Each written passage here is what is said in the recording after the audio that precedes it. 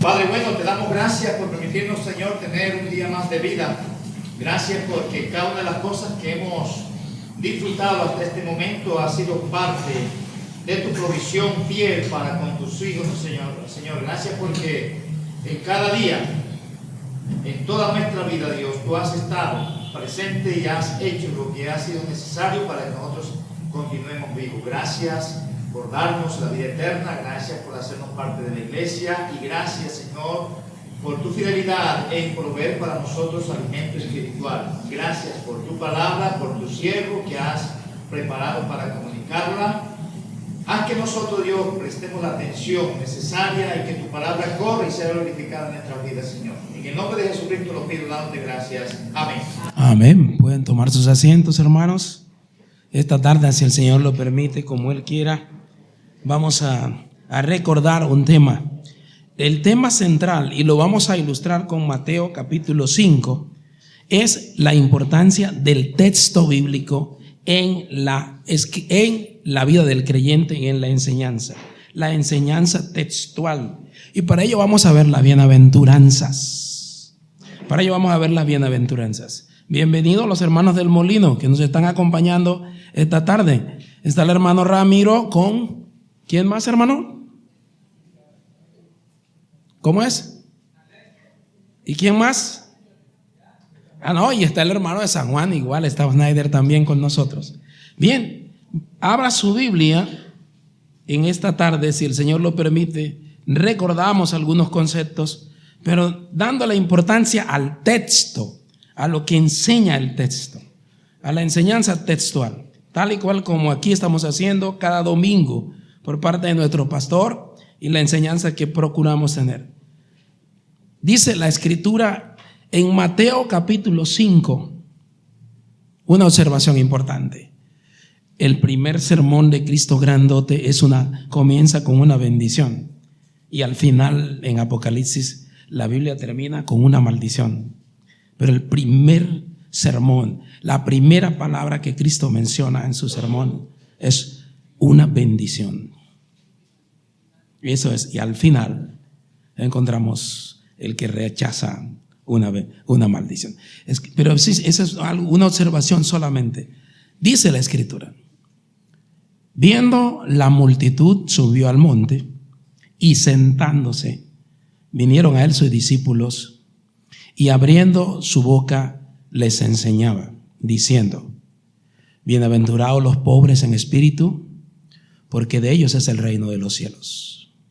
Bienaventurados los que lloran, porque ellos recibirán consolación.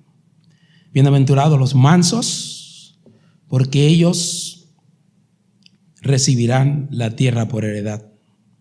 Bienaventurados los que tienen hambre y sed de justicia, porque ellos serán saciados. Bienaventurados los misericordiosos, porque ellos alcanzarán misericordia. Bienaventurados los de limpio corazón, porque ellos verán a Dios. Bienaventurados los pacificadores, porque ellos serán llamados hijos de Dios.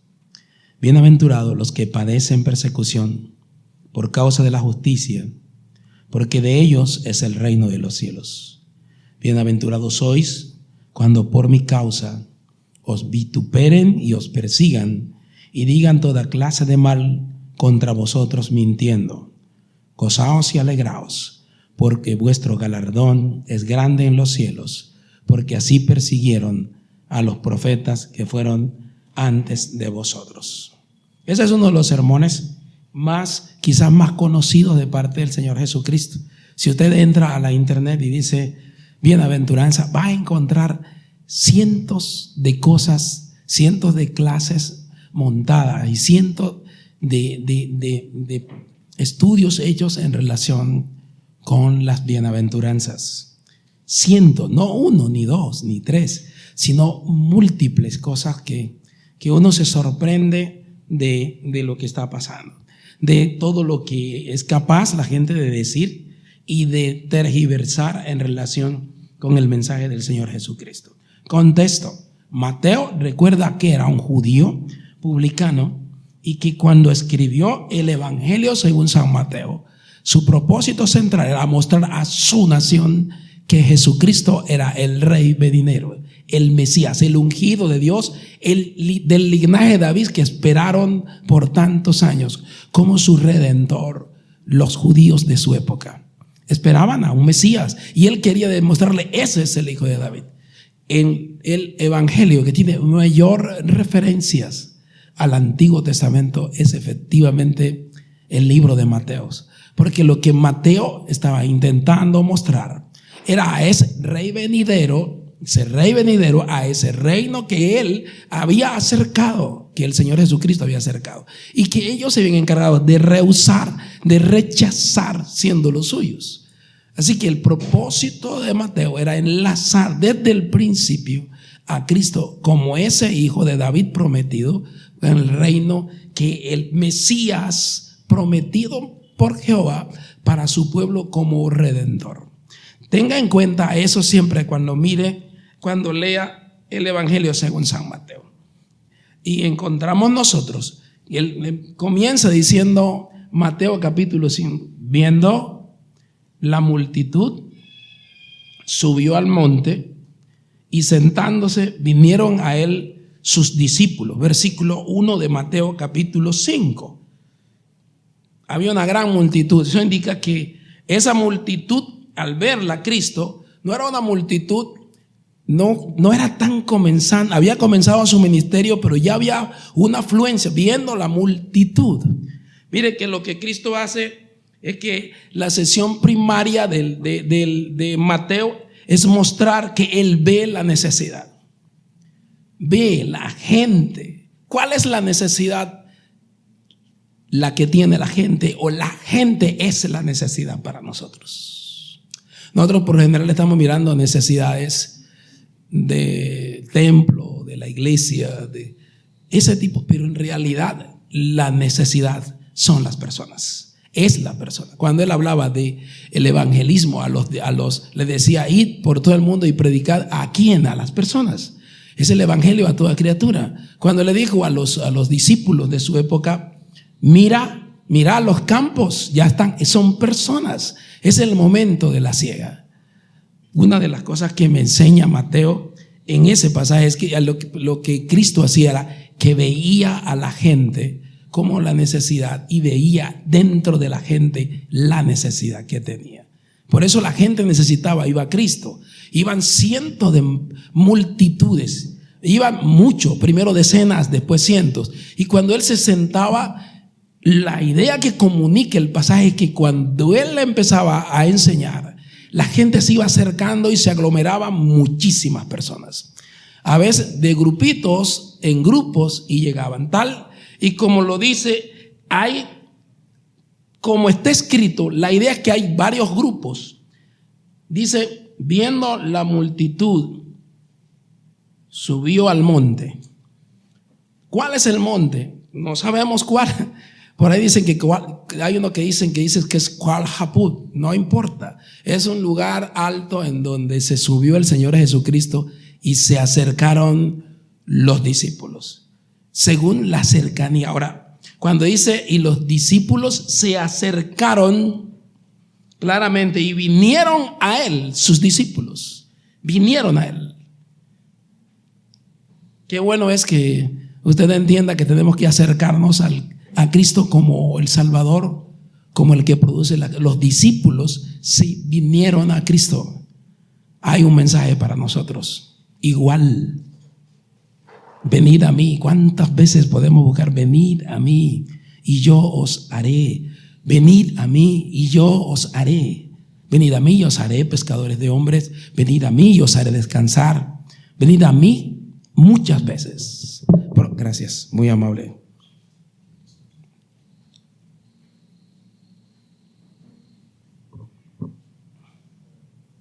Ahora, si uno revisa el contexto anterior, en Mateo 4:23, para mostrar que la multitud era grande, dice: recorría Jesús toda Galilea recorrió, enseñando a las sinagogas de ellos y predicando el evangelio del reino, sanando toda enfermedad y toda dolencia en el pueblo. Y se difundió su fama por toda Siria, y le trajeron todos los que tenían dolencia, los afligidos por diversas enfermedades y tormentos, los endemoniados, lunáticos, paralíticos, y los sanó.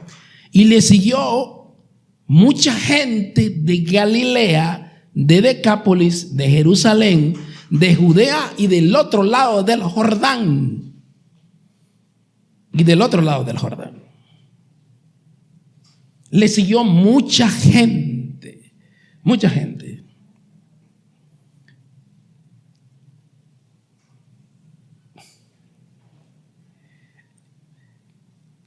Ahora, claramente dice, viendo esa multitud, no era de solamente Galilea.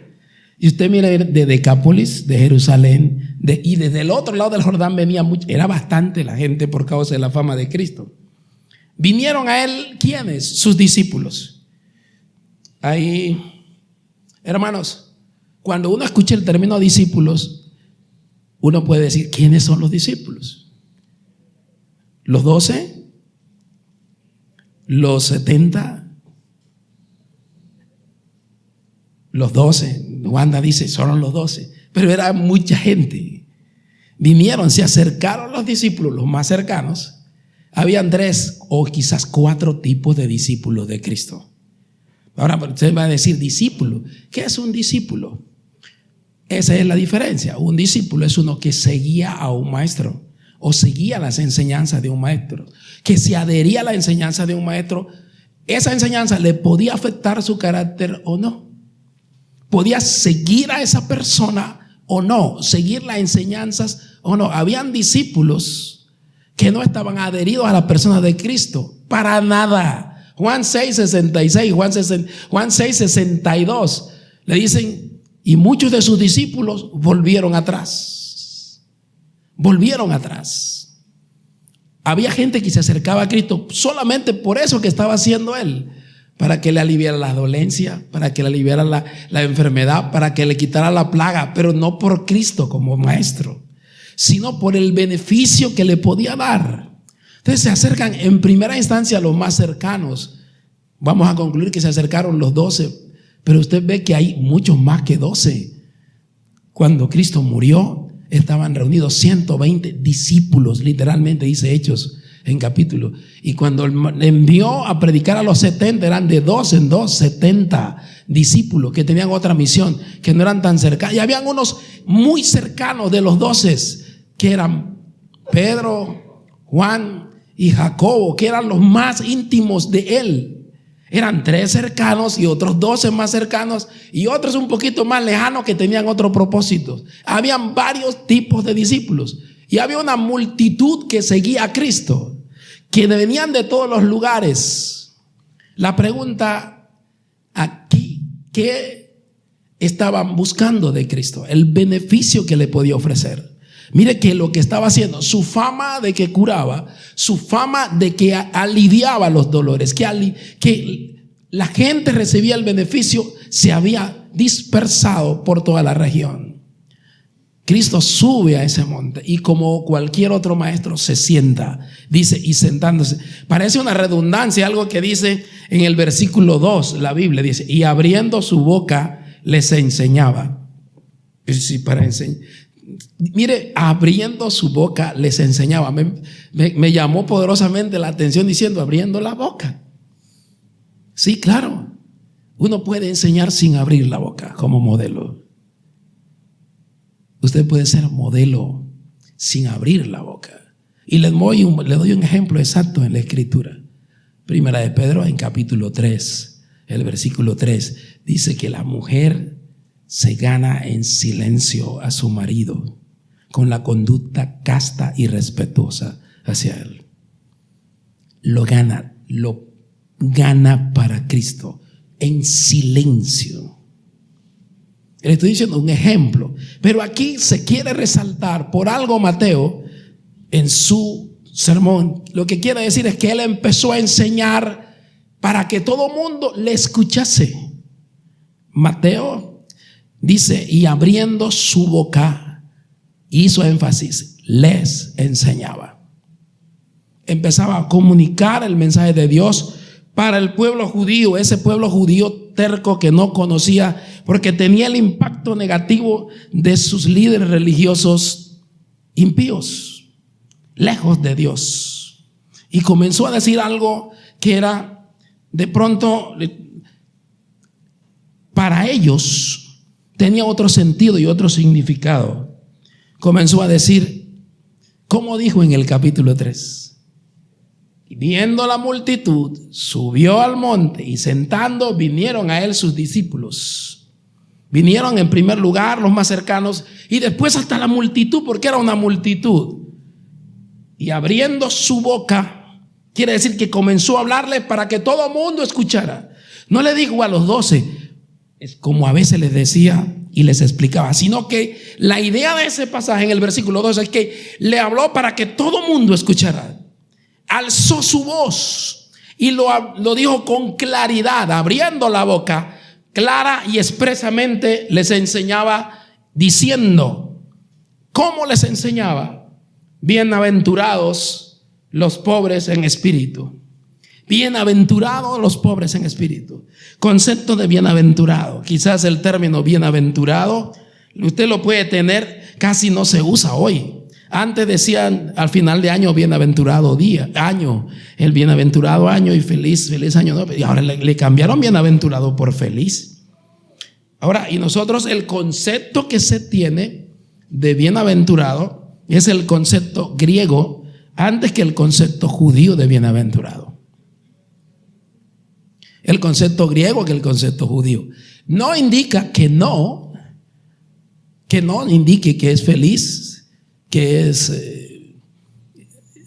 no solamente feliz, sino que es una persona gozosa, una persona contenta. No está diciendo eso, sino que es mucho más que eso, el concepto de bienaventurados. Bienaventurados. En el Antiguo Testamento, que es lo que quiero mostrarles, el concepto de la bienaventuranza de Cristo dice con precisión varias cosas. Ahora, quiero resaltar que él mostraba lo que era su maestro. Dice, después de haberse sentado, comenzó a predicarles de la manera que lo dice, después de sentarse. Recuerde, el término discípulo en la Biblia es uno que sigue a otro para ser impactado por su enseñanza, para ser impactado por su vida, que sigue las directrices para hacer lo que dice el maestro. Ese es el sentido real que podría tener. Por eso habían discípulos de todo tipo. Y hay unos que seguían, también tiene el sentido de seguidor, uno que sigue a otro, pero puede seguirlo de lejos sin el propósito de apreciar su persona y apreciar su enseñanza, que era lo que la mayoría de ellos hacían. Sus discípulos eran los que estudiaban, los que recibían la enseñanza de él, pero que algunos no eran impactados por eso. Eran los que recibían el entrenamiento de él sin eso, sin que tuviesen una relación personal con él. Ahora, el maestro de maestros comenzó la enseñanza y dice el término bienaventurados. 9 veces aparece allí bienaventurado, bienaventurado, bienaventurado y bienaventurados. Y después en toda la Biblia aparece casi siempre. Entre Mateo y Lucas usan el 75% de veces de bienaventurados. Las otras son de a 2 veces que lo usa Pablo, 1 vez lo usa Pedro, 5 veces aparece en Apocalipsis, pero ahí está. Ahora, en el Antiguo Testamento los judíos entendían, y el contexto era judío, en donde Cristo estaba hablando, y decía la función principal de decirles bienaventurados. Ellos estaban entendiendo el concepto judío de bienaventuranza. Ahora, un hombre bienaventurado, ¿qué era para un judío? ¿Qué entendían ellos cuando dice bienaventurados? En la Biblia, sin equívocos, es aquel que confía plenamente en el eterno. Para ellos es el eterno. Un hombre que confiaba plenamente en el eterno. Usted puede buscar en Salmos, en el capítulo 2, el versículo 12, dice bienaventurado del Y en el capítulo 1, bienaventurado el varón, bienaventurado el hombre, bienaventurado el que confía plenamente en el eterno Dios de los cielos. Salmos, muchos ejemplos.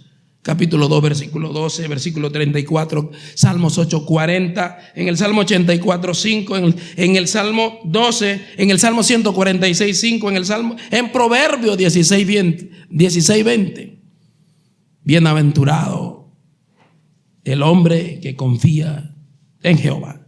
Bienaventurado para un judío era aquel que depositaba su confianza plena en el eterno Dios que sustenta y gobierna su vida.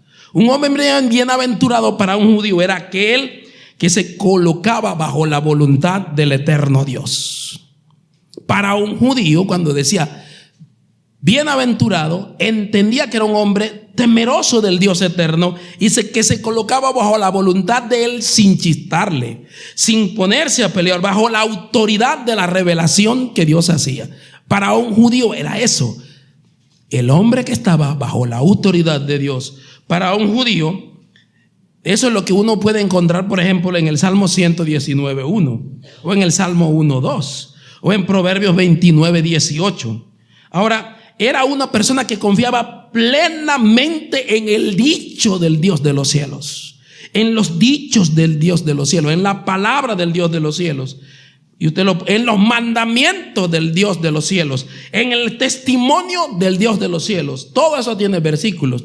Salmos 112:1, los testimonios, bienaventurado el hombre que cree el testimonio de Dios. Y en el Salmo 119:2, en sus caminos, bienaventurado el que anda en el camino del Dios eterno.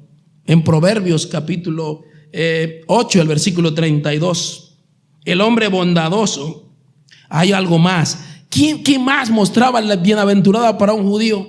Entendían que era el hombre que manifestaba la misericordia de Dios a través de él en que era necesitado. Se lo explico. Era bienaventurado el hombre que era bondadoso con los pobres. Eso era bienaventurado. Y ahora por eso lo dice. ¿Se acuerdan cuando dice que bienaventurados los pechos que dieron de mamar, bienaventurados?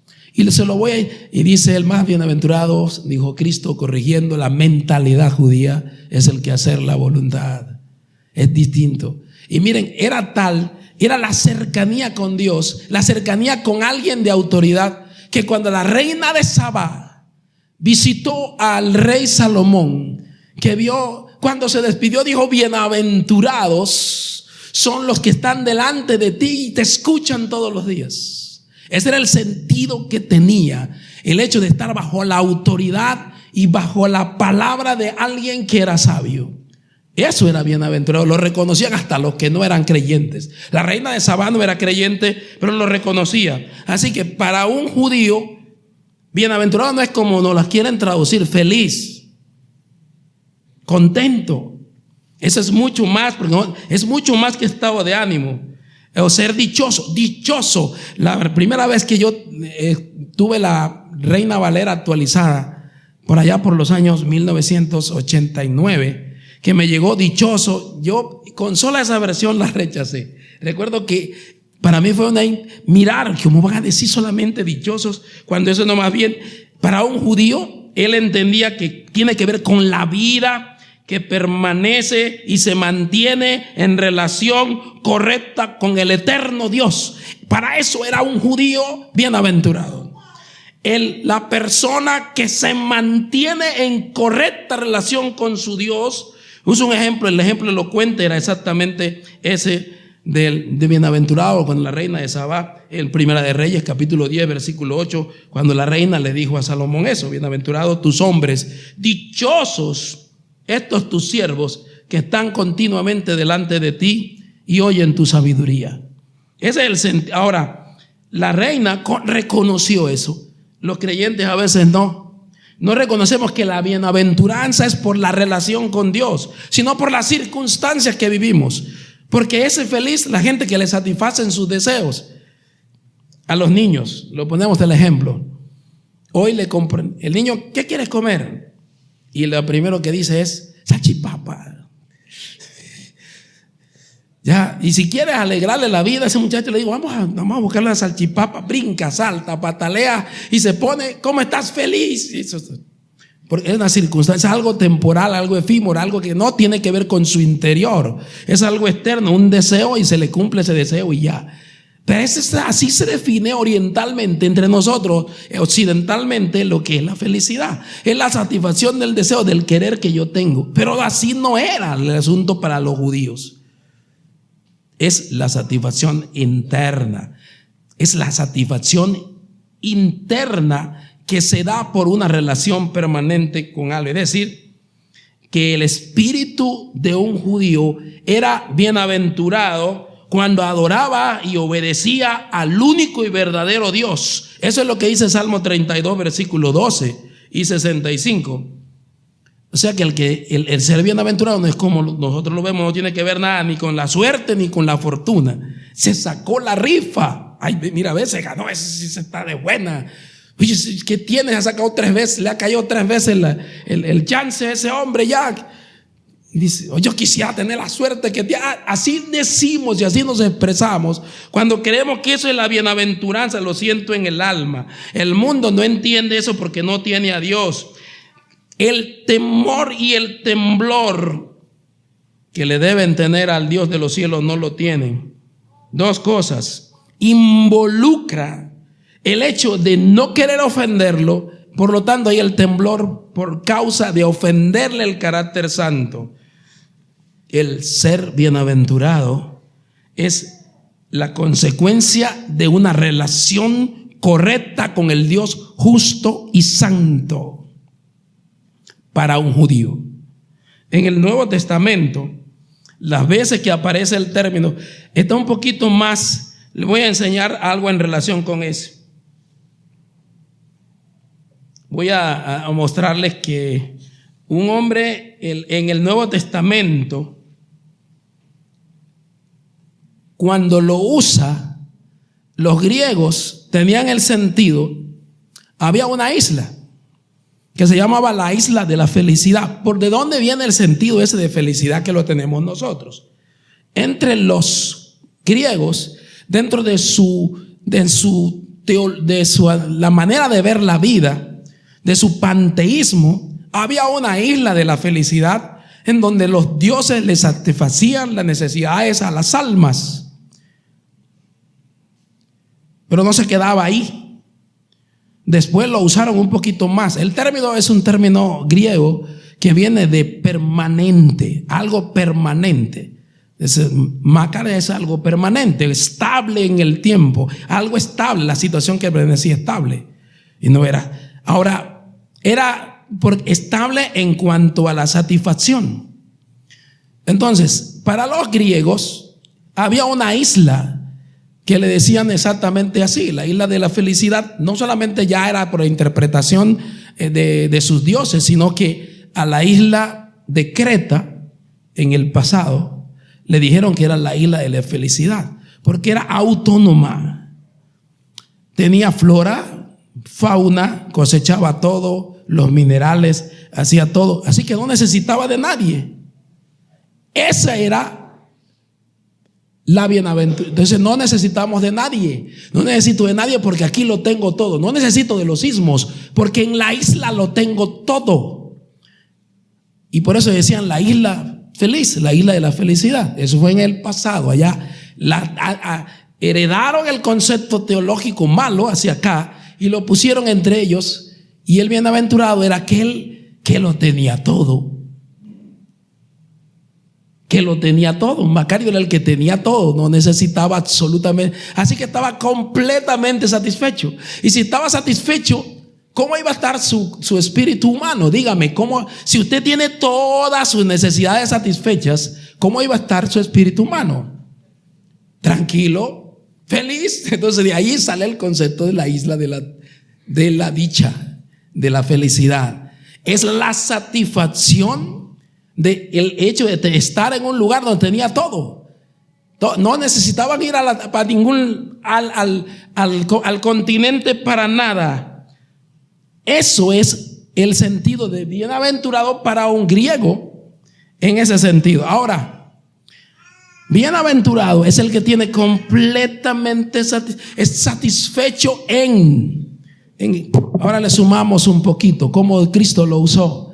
Recuerda que Cristo tenía la cultura judía, que entendía bien, y le dice bienaventurados, y hace una tremenda inconformismo con lo que era el término bienaventurado, porque bienaventurado era el que tenía todo satisfecho, absolutamente, no necesitaba nada. Y dice bienaventurados, ¿quiénes? Los pobres. Y hace un contraste absoluto con lo que ellos entendían, con lo que los griegos entendían, con la enseñanza que traían. Y Cristo le dice bienaventurados los pobres.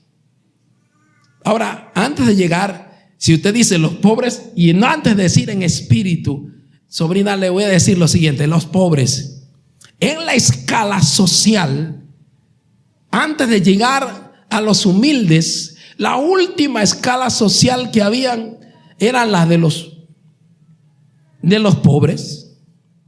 Le voy a decir cuál era. Hay dos términos que se usan en griego para referirse a los pobres. Hay uno que de ahí sale penurias, el término en español penas, penurias, que es un término griego que es penis. Y de allí sale eso, de ahí salen las penurias que estoy pasando, y las penas que estoy, ay, me da pena.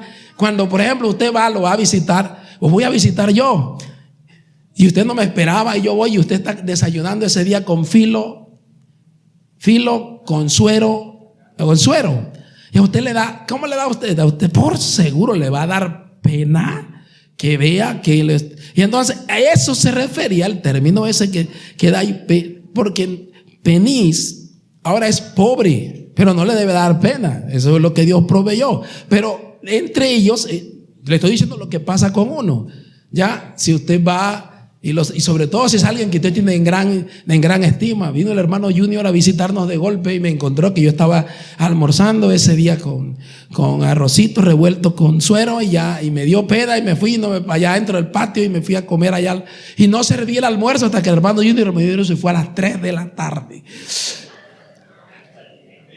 Eso le estoy diciendo de dónde viene el término pena. El término pobre no es ese el que está usando. El término pobre, donde viene eso, pena, penuria, es del término que uno que trabaja y solo le alcanza para comer. Es decir, que está alcanzado, que tiene que trabajar, es el que vive del salario todos los días. Ese es un tipo de pobre entre los griegos. El que tiene que ganarse el salario diario. Y hay días en que no se gana el salario y ese día no come. Ese es el de pobre de un tipo. Pero no ese es el que dice el término aquí. Para que usted entienda, pobre, cuando escuche pobre en la Biblia, dice a cuál pobre se refiere. Este pobre es el más bajo de todos los pobres. Se lo voy a decir así: es el indigente, el que no puede ni trabajar. Pobres es el que no tiene ni cómo trabajar, ni fuerza para trabajar, y que tiene que pedir públicamente para que lo ayuden. Ese es ese que está diciendo, en contraste con lo que eran los bienaventurados, los dichosos. Y está diciendo dichosos, si quiere el término dichoso, bienaventurados los pobres, los que no tienen nada que ofrecerle en el sentido físico, no tienen nada que ofrecer, solo estiran la mano, y los demás le daban o no le daban. Eran indigentes, mendigos. Eso eran los pobres.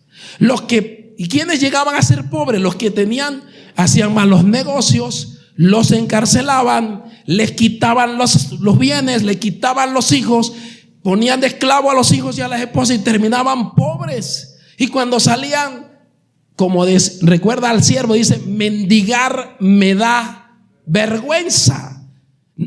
Era difícil ponerse a mendigar en ese tiempo, sobre todo una persona que tiene capacidad para trabajar. Eso es el término pobre. El término pobre es uno que no tiene nada que ofrecer, que reconoce que está en bancarrota absoluta. Pobres. Y lo que el Señor Jesucristo comenzó diciendo fue: bienaventurados los pobres en espíritu. Los pobres en espíritu. ¿Sabe? Es el contraste con el orgullo. El orgullo, la altivez, el que todo lo puede, el que todo lo sabe. El Señor Jesucristo comienza la enseñanza en público. El sermón más impactante que haya en relación con la enseñanza del reino es esta, cuando dice: bienaventurados los pobres en espíritu. En espíritu. Mira, hermano, el primer paso para tener una relación con el Rey es reconocer tu indigencia espiritual. El primer paso para entrar en relación con el reino celestial es la indigencia espiritual, la miseria espiritual, el reconocimiento de tu condición, de mi condición, de nuestra condición. Somos eso. Bienaventurados somos cuando reconocemos lo que somos humanamente. Dios no tiene nada que ofrecerle a Dios. Dígame una cosa: ¿qué le puede usted ofrecer al Rey de Reyes y Señor de Señores? Por eso comienza el sermón ante una nación perversa que lo iba a rechazar, que solo quería el beneficio de él. Se acercaban a Cristo por el beneficio que les podía dar. Bienaventurados los pobres en espíritu. Pobres espiritualmente. No sé cuántos de aquí se consideran pobres espiritualmente, pero es el primer paso para que el reino de Dios llegue a tu vida y te controle y te gobierne. Sin ese no tienes opción. Nadie, ninguno tiene opción en ese sentido. Les digo eso con temor y temblor. Bienaventurados los pobres. La condición miserable espiritual suya, mía, indigentes, sin nada que ofrecerle al Dios santo y justo. Comparado con la justicia de Dios, con la santidad de Dios, mi justicia y lo que hacemos es nada. Absolutamente no se puede siquiera acercar, porque estamos en el extremo contrario. Bienaventurados los pobres en espíritu. Hermanos, si ese solo concepto de bienaventuranza lo entendemos, yo me doy por servido y nos vamos para la casa. El concepto de la indigencia espiritual, la necesidad que tenemos de reconocer ante Dios lo que somos. Ese sermón, bienaventurados, no es una emoción, es una condición. Pobres, lo opuesto a la autosuficiencia que entendían los griegos, la profunda humildad. Recuerde que tenía la persona, y es reconocer su absoluta bancarrota espiritual. Sin ese paso del reconocimiento de que estamos en bancarrota delante de Dios eterno, usted no puede tener relación con Él, porque el primer paso es convencerlo de pecado, lo que hace el Espíritu Santo en tu vida. Una verdad opuesta completamente a lo que el estilo griego de vida promovía, lo opuesto completamente. Aquellos que están agudamente convencidos que no necesitan de Dios tienen por seguro una eternidad en el infierno asegurada. Tienen una eternidad aquellos, y lo ilustra el Señor Jesucristo cuando en Lucas, en el capítulo 10 tal vez, encontramos a un fariseo y a un publicano en el mismo lugar del templo. Uno con su carta, con su mente levantada y diciendo: Señor, mira cuánto ofrendo, mira cómo soy, todo lo que doy. Y el otro, el publicano, que no soy como esos. Dice el Señor Jesucristo que descendió a su casa, el uno justificado y el otro no. El uno se salió convencido que estaba haciendo todas las cosas bien, y el otro salió justificado delante de Dios. Así que el término que se usa, la frase, los pobres en espíritus, es eso, para mostrar la indigencia espiritual que tenemos, la necesidad de que necesitamos de aceptar que somos 100% pecadores, 100% lejos de Dios, sin posibilidad alguna de salvación, de justificarnos delante de Dios, sin posibilidad alguna de justificación, de reconciliación. Recuerde, un muerto no tiene voluntad, ni ve, ni oye. Si Dios no le da vida, nunca sería salvo. Los pobres en espíritu y la razón. Y ese por qué tiene importancia. Hay un término interesante que el Reina Valera del 60 no la tiene, y es que es antes de bienaventurado hay algo que hila con lo anterior, con la multitud. Por eso parece que no fuera lo de la multitud, pero sí fue con base en la multitud del capítulo 14. Dice, con base en eso, y viendo, dice, y viendo, y esa ahí es hilativa, es decir, que conecta con lo anterior, viendo la cantidad de gente que venía de Decápolis y de los demás, que aquí ese por qué es la razón, la causal de eso, el por qué. Vale la pena recordar. ¿Ya?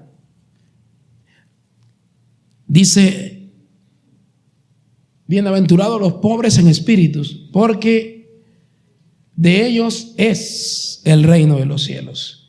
Y ahí voy a detenerme un poquito porque,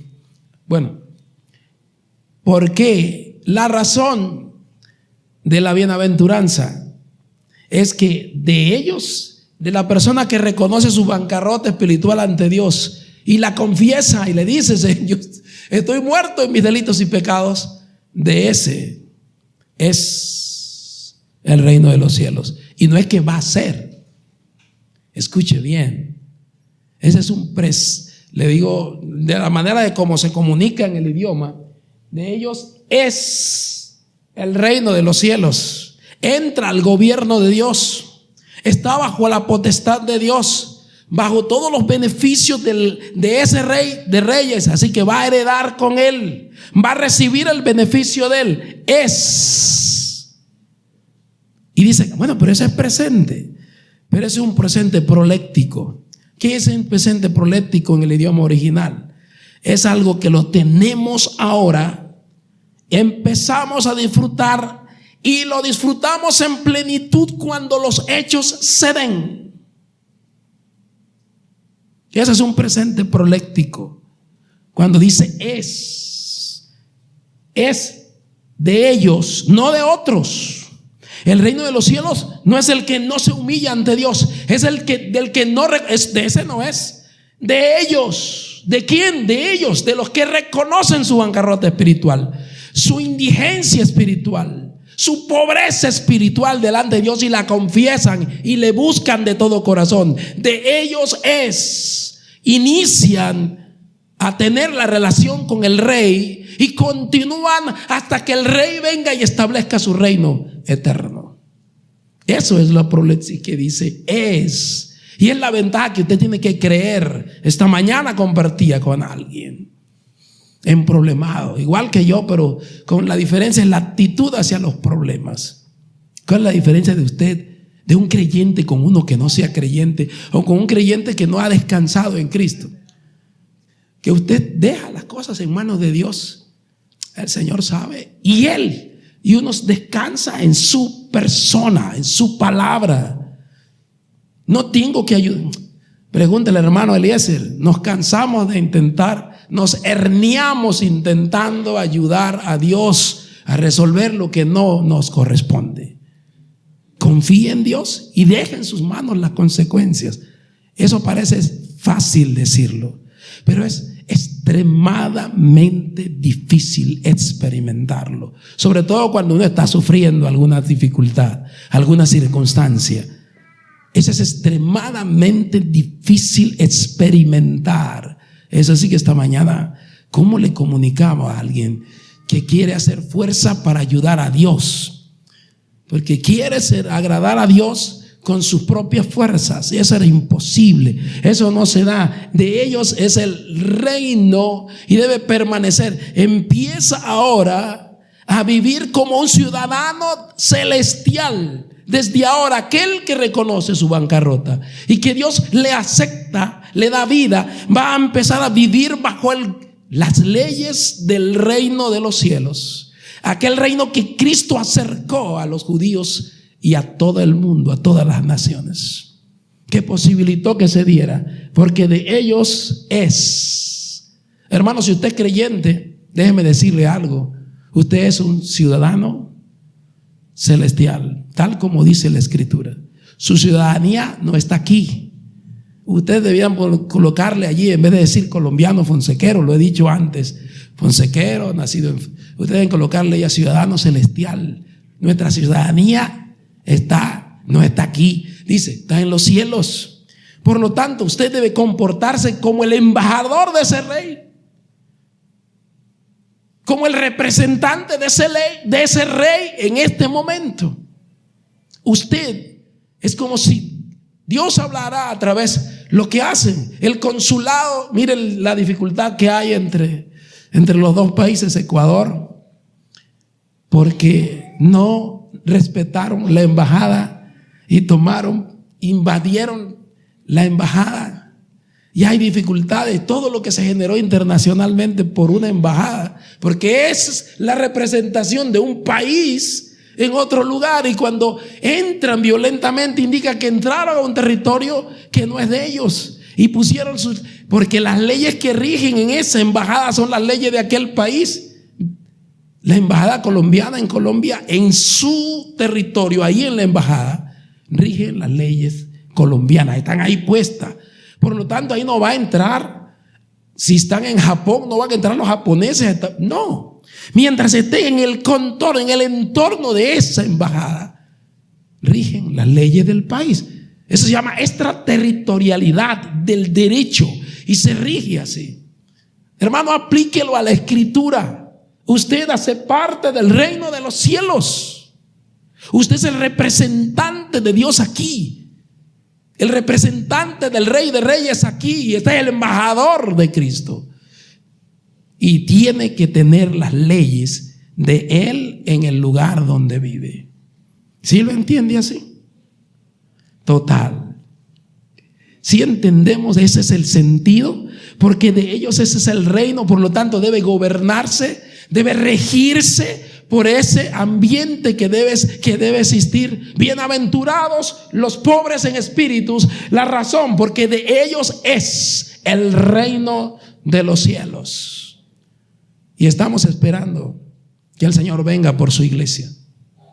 Y estamos esperando en este ambiente hostil, en este ambiente de perversión. Estamos esperando, como decía hace unos domingos atrás, ya como nunca antes había dicho el Señor con tan fervientemente: sí, Señor, ven pronto, porque este ambiente ya es demasiado hostil. Pero no sabemos aún lo que tenemos que pasar. No sabemos todo lo que Dios va a permitir que pasemos. Así que la primera bienaventuranza, hermanos, tiene ese sentido. ¿Alguna pregunta en relación con eso? ¿Inquietudes? ¿Algo que no entendió? Bienaventurados los pobres en espíritu, porque de ellos es el reino de los cielos. Créalo. Si usted le confesó al Padre Celestial su indigencia, crea que es así. Él es en espíritu, hermano. Usted no tiene oportunidad, menos no tiene oportunidad, igual que con los pobres que no tienen nada, usted tampoco tiene nada ante el Padre Celestial. ¿Ya? Ahora, el resto de las bienaventuranzas ya no son en ese presente, sino que son futuro. Por lo tanto, todas tienen el impacto presente de la ahora, pero también del futuro. La segunda bienaventuranza dice: bienaventurados los que lloran. Se conectan entre sí. Ahora, dichosos, otro contraste terrible. Dichosos, si quiere, satisfechos. Y si usted le pone felices los que lloran, ahí es peor todavía. Escuche, el sentido es satisfechos no necesitan otra cosa, ya lo tienen todo. Los que lloran. Ahora, los que lloran, ¿por qué? Ahora, en los griegos, otra vez, en el término de la Biblia, hay varios términos para llorar. Una cosa fue como lloró Dalila ante Sansón, ¿usted recuerda? Y le lloró y le gimió de manera perversa.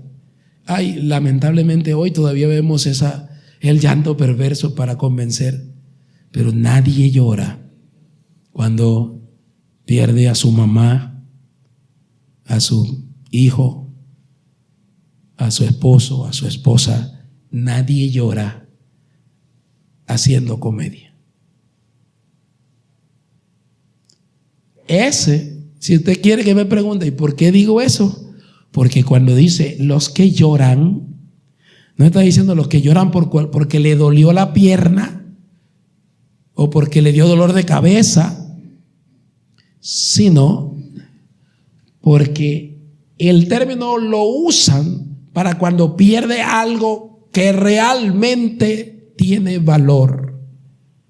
Cuando perdía al ser querido. Entonces, bienaventurados los que lloran. Este es el término para mostrar que realmente está dolido realmente por algo que está pasando. Y está diciendo, ahí no dice por qué, pero dice bienaventurados los que lloran. Escuche bien. Yo entiendo, y usted me va a disculpar si no lo entiende así, pero llora por su condición pecadora. Llora no porque ve el pecado del otro. Es válido que lloremos por la injusticia y lloramos. A veces vemos una noticia o nos dicen algo, mira, pasó esto, y nos describen algo que están haciendo injusto y los lagrimones nos corren. Y a veces lloramos. ¿Cuántas veces no me he doblegado frente a situaciones durísimas en donde trabajo? Por ver la injusticia, el dolor de los niños. Cuando llega la mamá y me dice, mira, te traje la niña porque tal. Eso que lo enfada a uno por dentro. Pero que ver la injusticia y no ver, antier precisamente, casi suelto el requiebro por un pobre indígena que le bailaron el indio a un indígena por un abuso de una niña que trajo, y le bailaron el indio, violaron la norma, y yo tuve que quitarme porque ya estaba molesto de ver que no lo atendían a pesar de todo. Y eso pasa, pero no es ese tipo de cosas. Es válido que lloremos por la injusticia de otros, válido, eso es válido. Es válido que veamos las cosas mal hechas y nosotros se nos tuerce la tripa y hasta lloremos. Eso es correcto, porque es la reacción normal ante el pecado. Pero no es ese lo que está diciendo la bienaventuranza. Los que lloran por su indigencia espiritual y por su pecaminosidad. Recuerda, tiene que conectar con el primero. Llora por su propia condición espiritual. Recuerda que es una bienaventuranza. Bienaventurado los que lloran, porque reconocen su condición depravada, porque conocen su condición pecadora, porque ven la maldad en ellos, porque ven la maldad que tienen Cuando uno ve la condición pecadora, cuando uno ve la condición en uno, cuando ve eso, descubre y va al Padre Celestial y le dice: mire, esa es la tristeza que lleva al arrepentimiento. Como dice en 2 de Corintios, la tristeza que lleva al arrepentimiento, que hace llorar, que le duele en el alma, le duele en el ser, afectar cuando se compara con lo que Dios dice, con lo que Dios es, le duele.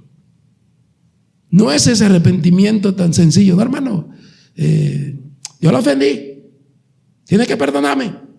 Ni siquiera cercano al arrepentimiento que dice la Escritura, ni siquiera cercano.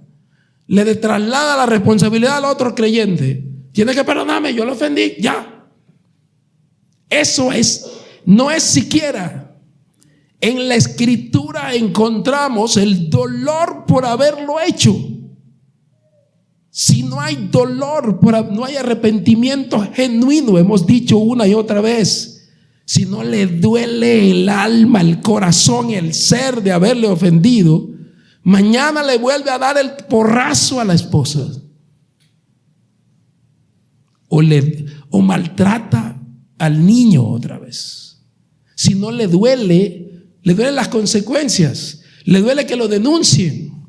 Por eso los feminicidios, porque lo que le duele, y las mujeres se dejan convencer y le quitan la denuncia y terminan muertas, porque creen, no hay arrepentimiento, y le lloran delante de ellas, van a llorar, le dicen, les prometen y terminan muertas,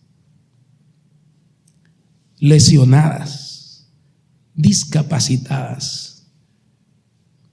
Eso es genuino. Los que lloran por su condición real de pecado, los que lloran porque ofendieron el carácter santo de Dios, los que lloran porque no alcanzan el parámetro, el patrón de justicia de Dios, los que lloran porque descubren su condición pecadora al 100%, los que lloran porque no aman lo suficiente, los que lloran por su infidelidad, los que lloran por su depravidad, los que lloran por sus engaños, por iniquidades que hacen día tras día. Esos son los bienaventurados, los que lloran por esa causa, no los que lloran con hipocresía. Porque hay unos que lloran hipócritamente, pero eso no es lo que dice la Escritura.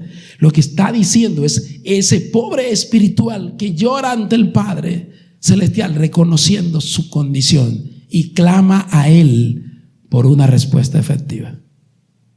Eso es lo que es bienaventurados los que lloran. Ahora, sí, es cierto, Dios da consuelo a la viuda, va a dar el Señor consuelo por seguro, y al hijo que perdió al padre le va a dar consuelo, porque los que lloran en ese sentido de la pérdida de algo, sí, el Señor, el Dios de toda consolación que consuela a aquellos. Es verdad, Él es Dios de consuelo, Dios de toda consolación. 2 de Corintios capítulo 1, el Dios de toda consolación, que nos consuela con toda consolación para que podamos consolar a los que sufren. Así es. Pero ese no es lo que está diciendo los que van a recibir consolación. Está recibiendo que el que va a recibir consuelo de parte de Dios es aquel que llora por su pecaminosidad, el que reconoce, el que está realmente dolido ante el Padre, tanto que tiene la tristeza profunda por haber ofendido a Dios, y a Él le clama. Eso, la razón, ellos recibirán consolación. El término consolación lo conocemos, es el término aquel que es el que, y yo le voy a decir eso, yo creo en ese Dios que me presenta, que dice ese Dios de consolación. No solamente es el Dios es el Dios que está a mi lado siempre. Es el término ese, es el Dios que siempre está a mi lado. Yo no sé usted, pero yo sí creo en el Dios que siempre está conmigo en toda circunstancia, en todo momento, que me infunde ánimo, que me exhorta, que me fortalece. El término que está ahí, que el consuelo a su presencia me ayuda. Con eso, ese es el término consolación que Dios te está ofreciendo, su propia presencia, la esencia de Él en ti, que es capaz de animarte, de estimularte y de seguir a través de su palabra, a través de sus siervos, a través de la oración. Dios te anima, Dios me anima, nos anima así. Ese es ese término que está diciendo: recibirán eso aquellos que lloran, porque están reconociendo lo que son. No es bueno ocultar nuestras faltas. Es mejor llegarle al Padre Celestial y decírsela con dolor y pesar. No por una fórmula. No es como la fórmula. Eso no es un rezo, hermanos. Rezo. Estaríamos igual que los hermanos de la iglesia ortodoxa, tradicional, que van y hacen un Padre Nuestro y listo. O Dios Ave María, pum, y listo. ¿Dónde está? Les llegó a su corazón. Lo que cuando dice que si pecamos, si confesamos nuestros pecados, es que sintamos y digamos lo mismo del hecho que Dios dice y siente.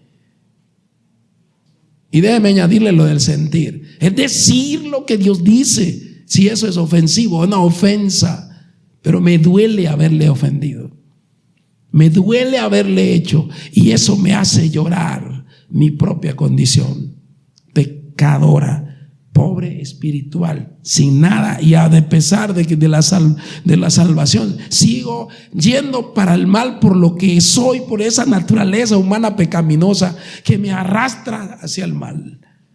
Y le duele a uno, y entonces se pone uno a llorar. ¿Qué es lo que más llora a uno? Las consecuencias, que lo descubran.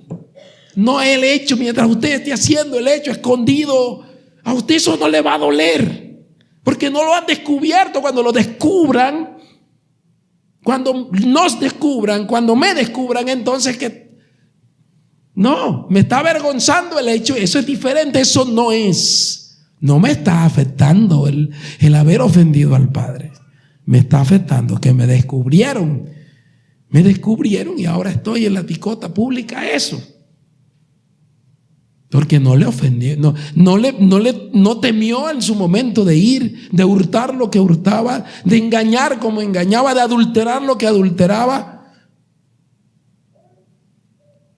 de hacer lo inmoral que estaba haciendo, siguió haciéndolo escondido.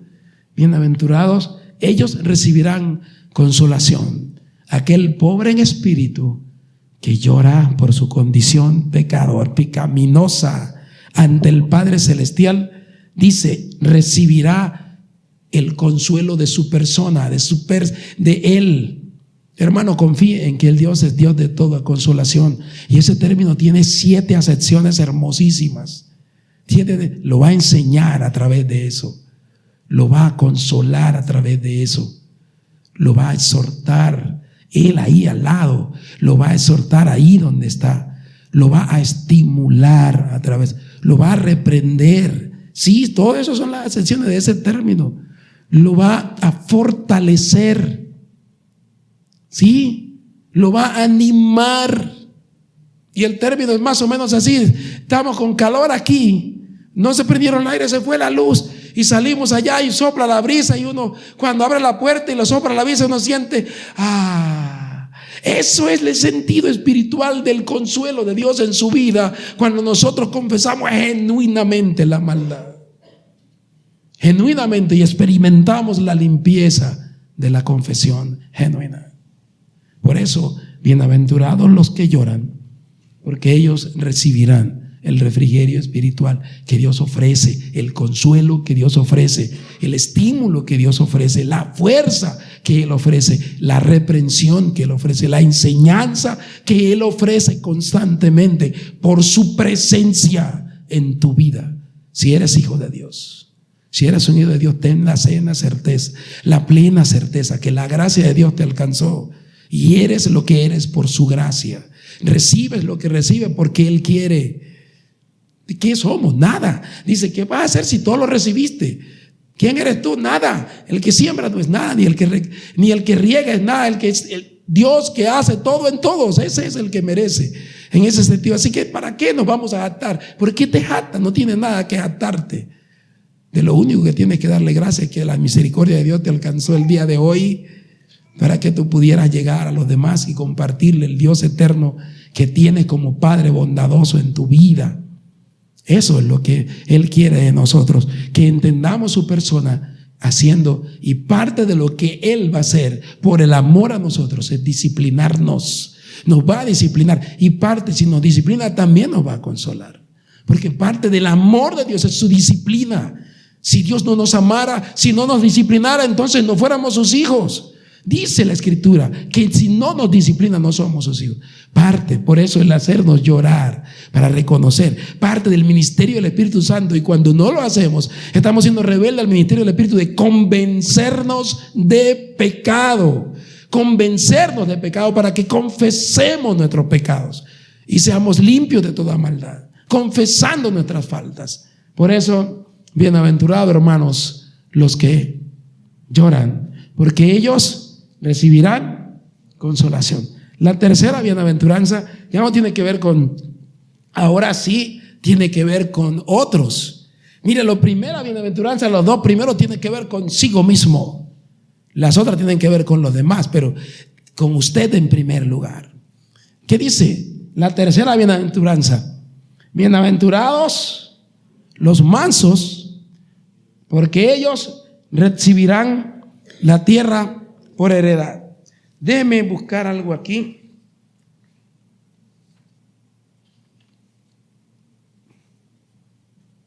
Ese vocablo manso se encuentra 4 veces. Así, este término, hay varios términos de mansos, pero este vocablo manso se encuentra 4 veces en Mateo. Mateo 5:5 está, Mateo 11:9, Mateo 21:5 y en Primera de Pedro 1:4. Eso significa la actitud de un espíritu, la actitud humilde y gentil que se expresa en una sumisión paciente ante la ofensa, libre de malicia y libre de deseo de vengarse. Es el espíritu que prefiere la ofensa, sufrir el agravio antes que vengarse. Ese es manso. Prefiere sufrir el agravio antes que vengarse. Ese es manso. El mencionado término se encuentra más o menos unas 19 veces en el Antiguo Testamento, en la Septuaginta, en la versión griega del Antiguo Testamento. El vocablo era usado entre los judíos mucho, el manso, bastante, para expresar la idea del resultado de un carácter que se sujetaba a. Moisés se describió a sí mismo en Génesis, poniendo que Moisés escribió en Génesis capítulo, en la parte final, y se describió en Números. Dice que este siervo, este era el más manso de todos los hombres de su época. Lógicamente estaba hablando en el Mateo, en Números capítulo 12 versículo 3. Dice que ese siervo Moisés era manso y que no había otro como él. Ahora, en el Salmo, por ejemplo, dice en el Antiguo Testamento, dentro de esas 19 veces, que los mansos, que Dios es el libertador de los mansos, como dice en Salmo 10:17, y que Él da gracia a los humildes, como dice en Proverbios. Recuerda que esa misma cita la cita Santiago en el capítulo 4, en el versículo 5, dice: Dios se resiste a los soberbios y da gracia a los. Ese es ese término, otra vez ahí está. Dios es el libertador de los mansos, entonces la guía y los guía mediante su juicio. Ahora, los mansos esperan confiadamente la promesa de Dios, sin vengarse. Se sentaban a esperar, como dice en Salmo 37, o sea, voy a esperar en ti, para que tú hagas tu obra, dijo el salmista, y busca la presencia constante de Él. El epítome de por allá en Zacarías hay una cosa muy bonita cuando habla acerca del Rey Cristo, que habla acerca del que va a venir Cristo como un rey manso y va a venir sobre un asna. Eso lo dice en Zacarías, lo promete, y luego cuando habla en 9:9, y eso es lo mismo que se aparece ya después al final cuando Cristo dice, Mateo dice, para que se cumpla lo dicho por el profeta, fueron y buscaron el asna este. El mundo tiene un concepto malo de la mansedumbre. La gente piensa que el manso es el débil, pusilánime y cobarde. Yo sé por qué es debilucho, ¿no? A ese le faltan pantalones. ¿Ya? Le faltan pantalones, por eso es que es así, porque a ese le faltan pantalones. Cuando dicen eso, están ofendiendo. ¿Saben a quién están ofendiendo? Al Señor Jesucristo. Ni siquiera saben que están ofendiendo a Cristo, porque el modelo de mansedumbre fue el Señor Jesús. Para el mundo, manso implica debilidad, falta de carácter, servilismo, uno que se rebaja. En este tiempo, en el pasado, en los días que hubo, la crisis que hubo, en la que yo participé, en la que fui confrontado por todo una de las cosas que me echaban los que estaban de lado conmigo, me decían, es que usted es muy bobo. Si fuera conmigo, ya yo le hubiera dicho su cantidad de cosas. Le estoy diciendo, eso es algo muy sencillo en el sentido del manso. Entonces, muy complicado, según la sabiduría de Dios, es absolutamente diferente. En la mansedumbre, en la Escritura, es un producto del Espíritu Santo, parte del fruto. Mas el fruto del Espíritu es amor, gozo, paz, paciencia, benignidad, bondad, fe, mansedumbre y templanza. Dentro del fruto del Espíritu Santo. No es un fruto la mansedumbre del estudio, no es un fruto, nada de eso. Es fruto del Espíritu y el control de Dios sobre eso. ¿Qué era mansedumbre? Mire que el Señor dice, bienaventurados los mansos. Mansos. Manso, uno de los términos, el término que lo describe uno de los estudiosos de la Biblia es que manso es la fuerza bajo control. Me parece buena definición. Fuerza bajo control. La potencia bajo control. La potencia descontrolada, sin control, hace desastre. Es la ira, el contraste, la ira. Entonces, manso, si usted explota como yo en ira por cualquier cosa, déjeme decirle que usted no es manso. No es manso. Usted califica más como no manso, como bravo. ¿Ya? Le hemos dicho siempre la ilustración. Ayer hubo una tragedia en Villanueva, la muerte de un anciano mayor, muerto por un pitbull, fue que lo atacó y lo mató. Un anciano mayor, papá de un compañero con el que trabajamos hace años en la Secretaría de Salud. ¿Ya? Es un absurdo. Era un perro sin control que ataca a su dueño y lo mató. Y como estaba viendo la noticia, todas las otras noticias me puse a abrir, era otra por allá, otro por allá y otro por allá, animales. La diferencia entre un perro de esos bravo, sin control, y otro perro manso. ¿Cuál de los dos tiene más fuerza? Igual. Tienen igual fuerza. Uno está bajo control y el otro no tiene control. Este perro, como usted medio le hable duro, lo ataca. El otro usted le puede hablar duro, le puede echar brasa, le puede pegar, le puede morder, y el otro nunca lo va a atacar. No porque no tenga dientes, tiene la misma capacidad, sino que la fuerza está bajo control, es manso, su carácter. Es uno que ha decidido, el animal, ahí está, mansedumbre, lo utilizamos. Ahora usted y yo, el manso es el que decide en el espíritu espíritu humano, en su mente y en su corazón, no vengarse a pesar de todo. Es una decisión que toma, no tomar represalias, dejar lugar al Dios de los cielos, en tranquilidad, sin afanes, sin que le cambie el ánimo. El manso es el que se mantiene bajo el control de Dios, bajo el control del Espíritu de Dios, a pesar de la ofensa que recibe. A pesar de que tiene toda la razón del mundo para defenderse, a pesar de que tenga toda la razón del mundo para atacar, a pesar de que desconocieran todo lo que usted dijo, todo lo que usted hizo, el manso guarda silencio y encomienda su causa al que juzga justamente. Eso es lo más difícil. Yo no he podido. Hola, hermano, que entendamos que eso es la idea. Bienaventurados los mansos. Y el Señor Jesucristo lo dijo muy bien en Mateo capítulo 7, más adelante lo dice: aprended de mí, llevad mi yugo,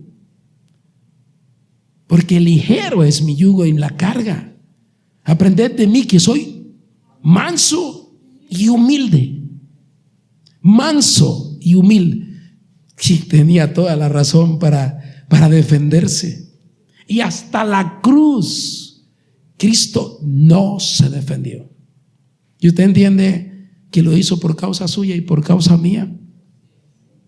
¿Usted entiende que Él pudo defenderse aún de los ataques satánicos, de los ataques injustificados, de todas las ignominias, todas las ofensas que le hicieron? Se pudo defender en cualquier momento, pudo responder de todos los ataques que recibió el Señor Jesucristo. ¿Usted sí entiende todo lo que Él sufrió por mi causa, por tu causa? Todas las ofensas, todas las ignominias, cada golpe que Cristo sufrió, ese lo debí sufrir yo, lo debiste sufrir tú. Cada escupitajo, cada palabra peyorativa que nos desfiguran, no solamente la parte física, sino la imagen de ese maestro que era Cristo Jesús Santo. Él en silencio recibió cada golpe, cada ignominia en su contra, y lo hizo por amor a ti y por amor a mí. Y cuando pudo defenderse, aún en la cruz del Calvario, una de las cosas que extraordinariamente clamó, dijo: Padre, perdónalos porque no saben lo que hacen. Ahora, yo no sé si nosotros, póngase a pensar un poquito en lo que nos hacen a nosotros, y un poquito así de las cosas en que nos ofenden y que nos hacen a nosotros estallar en ira y estallar en defensa de nosotros. ¿Tiene siquiera algo de parecerse con todo lo que sufrió tu Señor y mi Señor Jesucristo? ¿Tiene algo de parecido?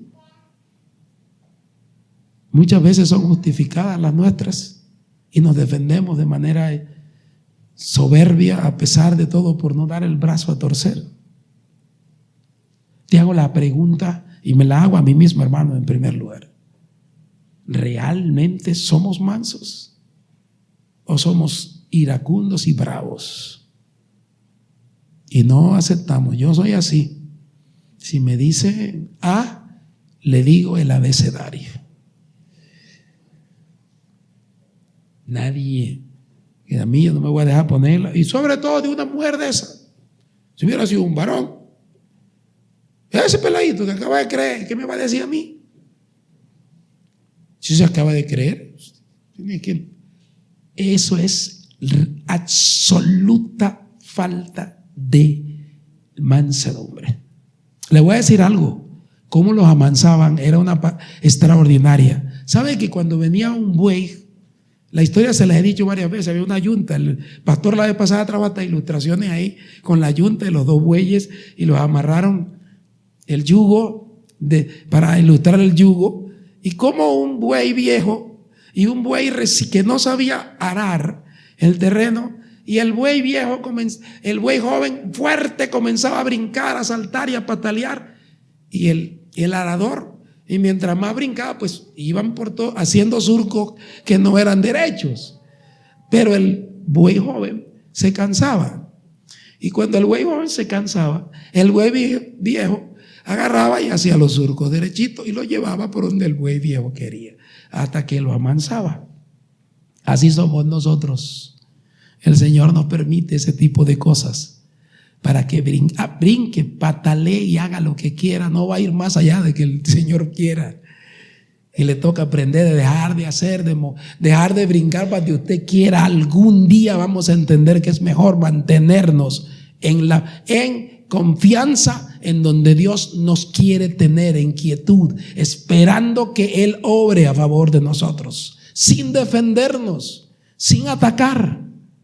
El Señor, si hubiese querido, legiones hubiera mandado el Padre para defenderlo. No lo hizo por amor a ti.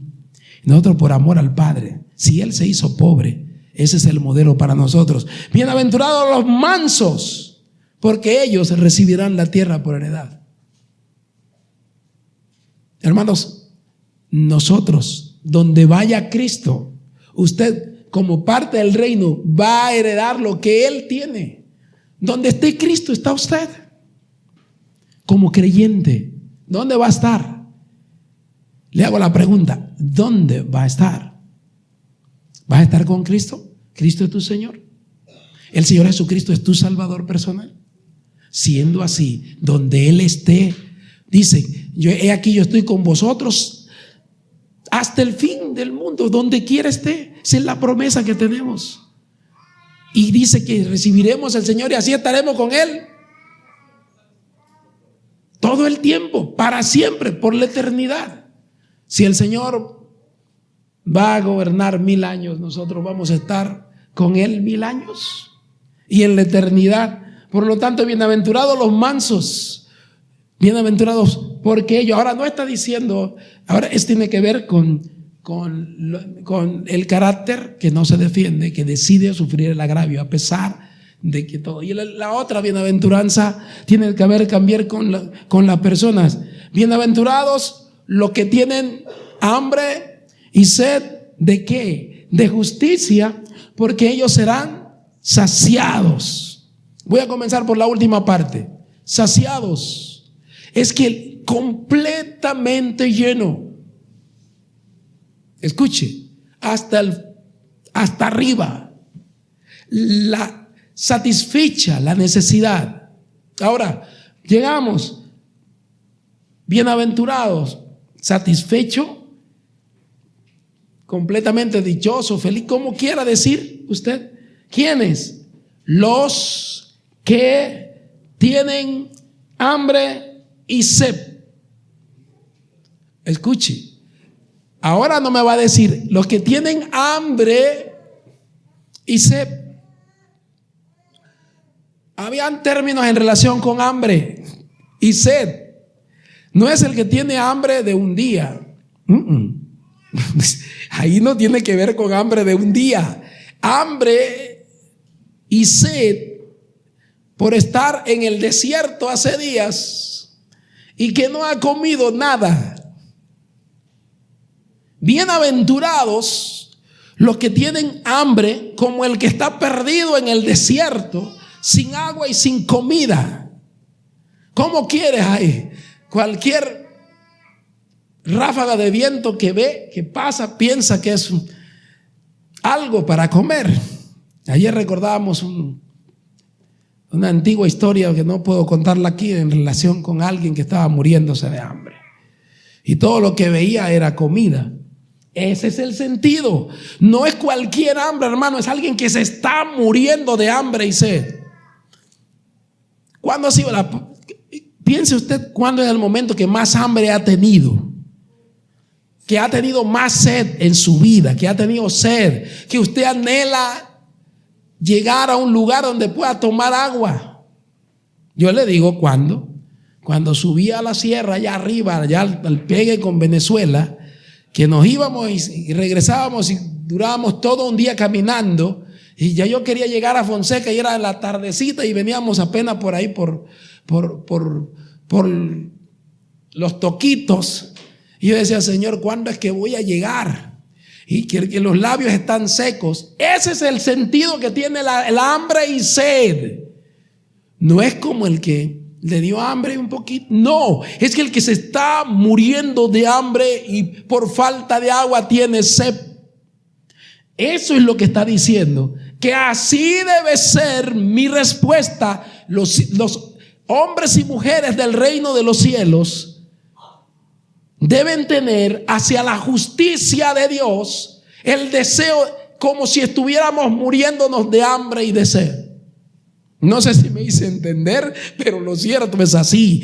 Bienaventurados los que tienen por la justicia divina, por la justicia, por lo que es correcto. Justicia, la justicia de Dios, lo que es correcto. Dos formas de verlo, en el sentido de la relación con las leyes eclesiales o las leyes terrenales, como usted quiera. Es en la correcta aplicación de la norma en mi vida, hacer las cosas que son rectilíneas, lo que es correcto. Yo debo tener siempre en mi alma, en mi espíritu, en mi voluntad, la decisión de hacer lo que es correcto, como si me estuviera muriendo de hambre por hacer lo correcto. La gente no entiende eso. Se lo ilustro. Mientras aquí en Fonseca hubo semáforos, era muy complicado que yo me volase ese semáforo. Demasiado complicado. Me paraba ahí y los carros atrás de mí, pi, pi, y yo no me voy a mover. ¿Listo? No me voy a mover. Eso es una decisión correcta. Correcta para, no es ir con otros de los creyentes. A ver, es que tú sabes que no, todo el mundo se lo vuela y no, eso es nada, el único que se para eres tú. Bueno, el único que va a hacer y debe mantenerse en eso eres tú. Hambre y sed de justicia. En estos días se dañó algo del carro y le dije al hijo, anda, búscame el repuesto a Edupar, pregunta por él. De hecho me preguntó, aquí hay dos. Hay la original, que vale tanto, y el otro que vale 1/3 del tanto, que es de mejor calidad, que no es el original, pero que se parece al original, vale 1/3 de lo que costaba el otro. Lo normal es que la gente diga, me compró el chimbiao. ¿Ya? Sin lugar a duda, dice el sobrino. Yo todavía no he comprado el repuesto porque no he tenido cómo comprar el original. Eso es decisión personal. Yo no puedo decirle a usted que lo haga, pero es decisión mía, muy particular. O se lo pongo original o no se lo pongo. Porque lo correcto es que uno no debe hacer maldad. Y un repuesto chimbiao es una copia del original. El original es el original. Por eso me cuesta más y es el que hay. Ahora, no, que es que él tiene que hacerle un huequito aquí para adaptárselo. No vale lo justo. Ahora, ya estoy diciendo en cosas materiales. Ahora en las cosas, ahora mucho más delicadas. Hambre y sed de justicia. Como estudiante que tiene la posibilidad de copiar el examen. Como estudiante que tiene la posibilidad de copiar el trabajo. Le copia. Vamos a aplicarle aquí la inteligencia artificial, que la inteligencia artificial me lo haga y pindú, y ya está hecho. Y listo, ¿yo para qué me voy a matar la cabeza ahora si la inteligencia artificial lo hace, pum, pim, pum? Eso es. Estoy utilizando ilustraciones de la vida diaria para que entendamos que eso no es tener hambre y sed de justicia, de lo correcto, de lo que es correcto. correcto, lo que es genuino, lo que no es aparente, lo que es real. Eso es lo que dice: bienaventurados los hombres y mujeres que son del reino de los cielos, que tienen esa actitud hacia las cosas correctas. En el trabajo allá en la mina, en el trabajo en el hospital, en el trabajo docente, en el trabajo como contador, en su trabajo como fisioterapeuta, como maestra, en su trabajo como cocinera. Cuando cocina, debe hacer siempre lo que es correcto, lo que es recto. Eso en cuanto a cosas. Pero en cuanto a la relación con Dios, que es el otro sentido de la justicia. La justicia no solamente lo que se apega a la ley, se apega a la norma, lo que es correcto, lo que es ético, sino que es lo que se ajusta a la relación con Dios. El que vive en correcta relación con Dios por medio de la fe. El justo por la fe vivirá. El que vive en correcta relación con Dios, ese es justo. El que vive, el que anhela la correcta relación con Dios, el que tiene el deseo fuerte en su corazón de estar en correcta relación con Dios, ese es bienaventurado. El que tiene ese hambre, hermano, no, yo no voy, hermano, por esto, porque eso no está bien, eso no le agrada a Dios. Eso es modelo para uno. No, hermano, yo no, eso es desagradable ante el Padre Celestial. Además, a esa hora tenemos culto y yo decidí al Señor siempre estar en el culto. ¿Cómo voy a ir a esa actividad? Que es una actividad secundaria. ¿Cómo voy a atender yo por encima? Estoy diciendo ilustraciones. El que anhela profundamente, el que tiene una hambre por estar en correcta relación con Dios, ese es bienaventurados. Y Dios, ¿cuál es el beneficio? Dice, porque la razón. ¿Cuál es la razón de esa bienaventuranza? Dios en su sabiduría, en su fidelidad, lo llena completamente de eso, de su justicia.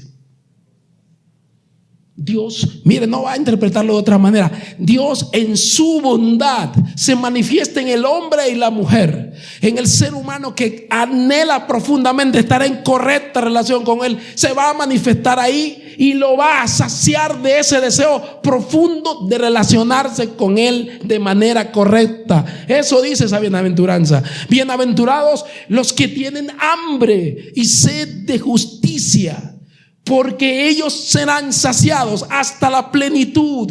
Dios lo va a colmar de eso. ¿Usted me entiende, hermanos? Esa es la bienaventuranza. Por eso que el Señor produzca en nosotros un genuino deseo por la relación correcta con Él, de ser hombres y mujeres piadosos, hombres y mujeres de fe, hombres y mujeres fieles, íntegros, sujetos a nuestros superiores, sujetos a la ley, cumplidores de nuestro deber. Que el Señor produzca eso como parte del temor a Él. Hombres y mujeres que consideran a Dios antes que a otros, antes que cualquier cosa, antes que el temor a quien sea, están considerando. Eso es lo que está diciendo ese versículo. Bienaventurados los que tienen, otros son bienaventurados. Ellos, dice ese los es específico, los que, no otros, únicos, tienen hambre y sed de justicia, no un hambre cualquiera, un profundo deseo de saciar su relación correcta con Dios, porque ellos recibirán eso hasta la saciedad. Le hago la pregunta, hermano, ¿cómo estamos? ¿Cómo estamos frente al Padre Celestial? ¿Cómo está nuestro deseo de estar en correcta relación con Él? ¿Cómo se está manifestando? Yo creo que Esther llegó a Apocalipsis ya en la lectura. Yo todavía voy por los evangelios, voy terminando los evangelios, voy por Juan. Pero ya Esther llegó a Apocalipsis. Me dejó botado otra vez. Y vez tras vez intento que no me deje botado, nada me deja botado. Una y otra vez lo hace, otra vez lo hizo. Ya terminó. la lectura este año de la Biblia y yo voy apenas por los evangelios. Apenas. Por eso es que no les digo a los caballeros que no voy para no desanimarlos. Porque yo voy al ritmo de un poquito más rapidito. Pero ese es el deseo ese que debe tener usted, hermano. Piense, cada uno piense, analice su corazón. ¿De qué tiene deseo usted? ¿Qué es lo que está? ¿Qué deseos? ¿Qué es lo que usted tiene hambre así que usted desea? Que sueña con eso. ¿Qué es lo que mire, cuando usted tiene hambre, usted no puede ni dormir. Si usted duerme, sueña que está comiendo. Cuando uno tiene profunda hambre, hasta sueña que está. Ese es el sentido. El deseo profundo de tener una correcta relación con Dios. El deseo profundo de ser un hombre o mujer correcta delante del Dios de los cielos, del Dios santo. Y eso Dios lo hace. Por eso es una persona bienaventurada, satisfecha, completamente, que no va a solicitar nada. Porque esa, la otra va. Bienaventurados los misericordiosos. La razón, porque ellos alcanzarán misericordia. Una de las palabras más amplias que hay en la Biblia es esa de la misericordia. ¿Ya?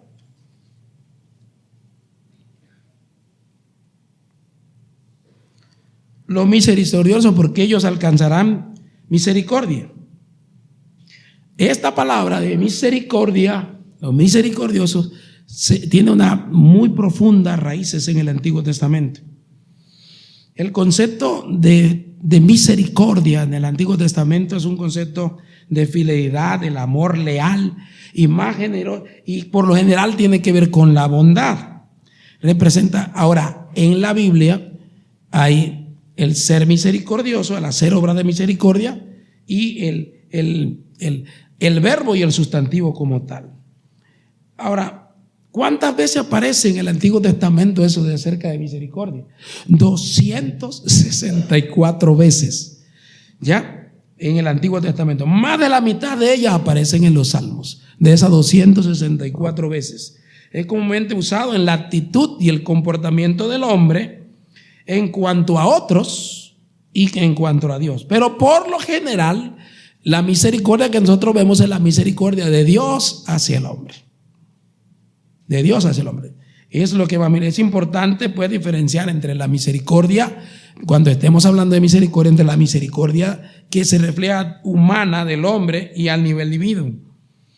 Por ejemplo, voy a ponerle cómo se traducen algunas veces. Cuando llegó el siervo Eliezer a donde Labán a buscar a la esposa, y que Labán, pues eso es dice que tuvo misericordia, el término que se traduce allí, es un sustantivo de que hizo misericordia dejando ir a Rebeca para que se casara con Isaac. ¿Ya? La otra también, cuando, no solamente eso, sino cuando Noemí y Ruth, lo que hizo Ruth con Noemí, dice que tuvo misericordia, el corazón se le compuso y tuvo misericordia con su suegra, nada la amarraba con ella, y el término dice allí que hizo misericordia con ella. Por eso vos reconoce, porque no olvide la misericordia que tuvo con su suegra, lo dice vos y lo reconocen. Ahí son hechos de esa naturaleza entre humanos. El Salmo, David lo usa en el Salmo 31:7 para decirse que se goza en la misericordia, porque él dice que Dios vio su aflicción y le dio toda la misericordia. Por su alma angustiada Dios la miró. Ahora, la misericordia de Dios actúa en nosotros al sostenernos con vida, dice en el Salmo 64 y en el Salmo 119. Dice otras veces: la misericordia frena la ira de Dios, que es lo que nosotros conocemos. Eso estoy hablando del Antiguo Testamento. Por ejemplo, cuando dice en el Salmo, en Isaías 54:8, que frena, que un poco de ira escondí mi rostro, dice, pero que frenó por su misericordia. Dice que por su misericordia no fuimos consumidos, por su misericordia no nos alcanzó nuestras maldades, dice en el Antiguo Testamento.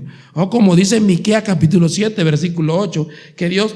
¿Qué Dios como tú que perdona la maldad y olvida el pecado del remanente de tu heredad? Lo olvida, esa es parte. No retuvo para siempre su enojo, pero por causa de su misericordia. Este es el Antiguo Testamento. Entonces, otra de las características importantes de la misericordia de Dios, muchas, pero por ejemplo, dice Isaías 54, que la misericordia de Dios es inalterable, que no cambia, eso está allí, o que es eterna, como dice en el Salmo 82:9. O también es la base de la petición y el acercamiento en su presencia en muchas veces, en Números 14, otras veces, por ejemplo.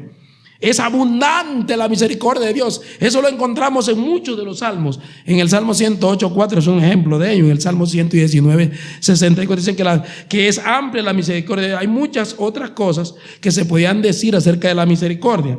Ahora, vamos a decir qué es en el Nuevo Testamento, qué es la misericordia. Lo hemos definido. Más de una vez hemos definido qué es tener misericordia. Podríamos decir parte que es el favor inmerecido de Dios hecho a alguien que está en la miseria, ¿ya? Y que no da lo que merecía darle, sino que le da algo que no merecía. Así hay uno de los que estudiosos que lo define así. En el Nuevo, la misericordia no soslaya la justicia de Dios, nunca, ni la santidad de Dios. Pero que eso, sino... Pero dice que Dios, que es rico en misericordia, por su gran amor con que nos amó, aún estando nosotros muertos en nuestros delitos y pecados, nos dio vida juntamente con Él. El hombre, entonces la misericordia de Dios, hemos dicho más de una vez, bienaventurados los misericordiosos. La misericordia es la extensión de la bondad, de la gracia de Dios, que nos permite recibir no lo que merecemos, sino lo inmerecido. Es la extensión del amor de Dios que nos da no lo que merecíamos, sino lo que no merecemos. En vez de darnos el juicio, nos alcanza con su gracia. Esa misericordia no nos da lo que merecemos. ¿Qué hacemos nosotros? Y eso lo hemos dicho una y otra vez. Dios es misericordioso. Y si no tuviera misericordia, no estuviéramos aquí ninguno. Estuviéramos muertos. Porque la paga del pecado es muerte. No sino es muerte. Separación. Entonces no podemos decir, como algunos dicen, es que yo le dije que le iba a hacer esto y se lo hago para que mi palabra no caiga. Eso lo he escuchado entre creyentes. Yo le dije y se lo voy a cumplir. Y se olvidan de la misericordia y ignoran lo que dice la Escritura. Bienaventurados el que no aplica el juicio merecido, sino que extiende el amor. Ese es misericordioso. Que extiende la bondad, que extiende la gracia. Ese es misericordioso. Y está diciendo, bienaventurados los misericordiosos. El que en vez de aplicar el juicio que merece, aplica la gracia inmerecida. ¿Usted entiende eso? Empiece a aplicarlo para que sea bienaventurado. No es solamente teoría. Yo conozco el concepto. Sí, yo sé bien lo que es misericordia, pero es que no se lo puedo perdonar. Esa no se la perdono nunca. Entonces no es misericordioso. Escuche, la misericordia no es aplicar, no está diciendo que no merezca, lo merece. Merece el juicio, merece el castigo, pero está diciendo que no se lo aplica. Le da tiempo para que se arrepienta, tiempo para que cambie. Le da tiempo. ¿Qué es lo que Dios hace contigo y conmigo? ¿Qué hace Dios con nosotros? No nos aplica el juicio, nos da tiempo para que nos arrepintamos y le buscamos de corazón. Para nosotros como humanos es muy difícil, y lo ilustra el Señor con los dos deudores. ¿Sí se acuerdan de los dos deudores? Había un hombre que tenía 2 siervos, el uno le debía 10,000 talentos. Y dijo: ven y págame, arregla las cuentas. Y el hombre le rogó a su señor y le dijo: yo te lo pago, dame tiempo que yo te lo pago. Y él dice que movido a misericordia a su señor, movido a misericordia, le perdonó la deuda. Pero saliendo en el patio encontró a un consiervo que le debía 100 denarios. Y tomándolo por el cuello dijo: págame. Y el otro le rogaba y le decía: dame tiempo que yo te lo pago. Y no lo escuchó y lo llevó ante los juzgados para hasta que le pagase la última. Y los demás consiervos, viendo la maldad de este siervo malo, fueron y dijeron al Señor: Señor. Y el Señor lo llamó y le dijo: ¿no tuviste tu misericordia cuando lo que tú me debías era impagable? La deuda era impagable.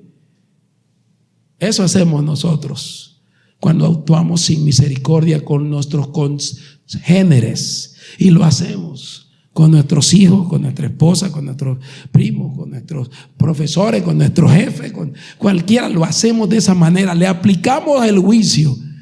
La próxima vez lo voy a hacer así. Usted anticipó cómo lo va a hacer, cómo lo va a castigar. Ya usted lo dijo: yo siempre le he hecho el trabajo al jefe, pero él no quiere reconocer. Y ahora la última vez dijo tal cosa. La próxima vez que me diga, voy a hacer así, pum. Eso ya usted lo anticipó. Eso es venganza. Ya usted le aplicó el juicio.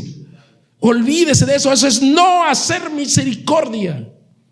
Sí merece el jefe, sí, pero usted no te va a obrar misericordiosamente. Bienaventurados los misericordiosos, los que no aplican el juicio que merece, los que no aplican la norma que merece, sino porque ellos ahora no están diciendo que van a ser salvos. Ellos van a alcanzar misericordia. Ellos van a alcanzar misericordia también. Ellos no van a recibir el juicio, van a tener también un trato benévolo. No van a ser esos siervos injustos que después de recibir el perdón del Señor de manera abundante, no pueden perdonar un poquito así, sino que se cobran hasta la última moneda. En este caso, hasta la última ofensa, hasta la última promesa. Eso no es que yo le dije yo le dije que le iba a dar 5 correazos, y son 5 que le voy a dar, porque eran 5 que se merecía.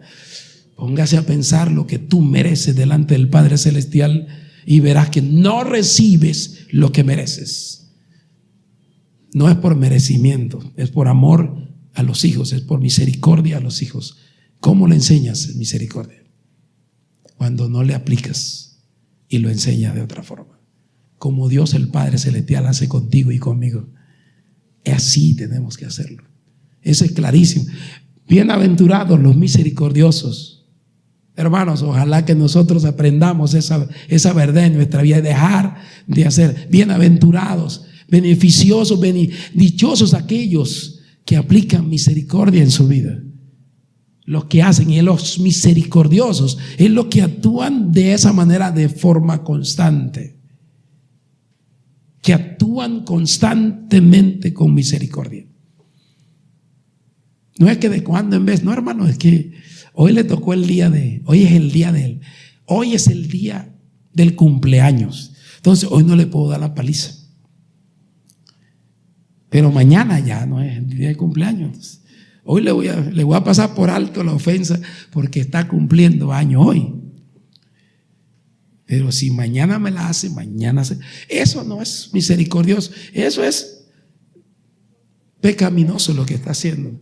Eso que está diciendo los misericordiosos, está describiendo a alguien que actúa de esa forma, que actúa constantemente de esa forma, de esa manera. No es que de cuando en vez se acuerda de la misericordia. No, los está describiendo a esa forma de actuar. La siguiente dice: Bienaventurados los de limpio corazón.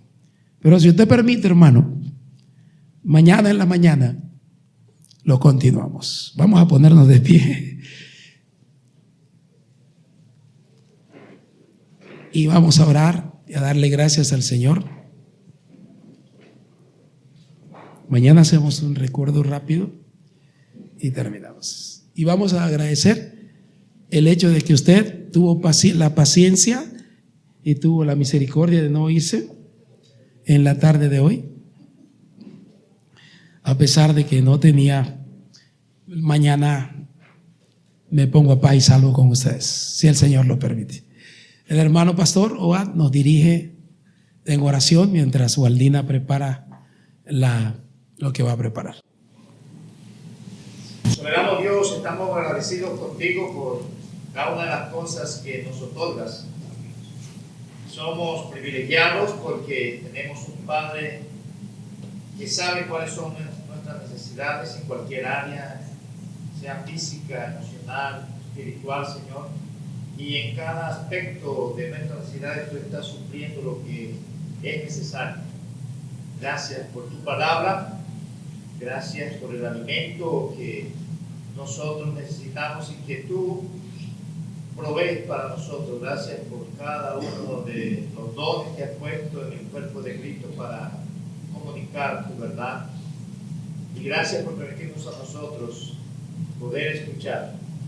Al salir de aquí, permítenos, Señor, tener recuerdo preciso y justo en los momentos cuando se requiere la información que tú nos permites entender que es lo necesario, Señor, para poder vivir la vida que es grata. Amén, Señor. Gracias por tu palabra y por la exposición de ella en esta hora.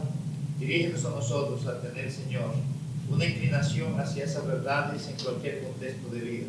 En el nombre de Jesucristo lo pido. Amén. Amén. El Señor le guarde, hermano. Muchas gracias por su paciencia.